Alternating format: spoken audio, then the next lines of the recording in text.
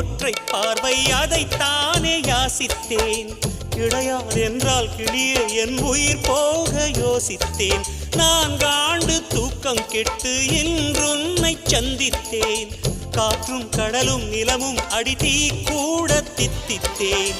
மாணிக்கத்தேரே உனை மலர் கொண்டு பூசித்தேன். என்னை நான் கிள்ளி இது நிஜம்தான சோதித்தேன். இது போதுமே இது போதுமே இனி என் கால்கள் வான் போகுமே.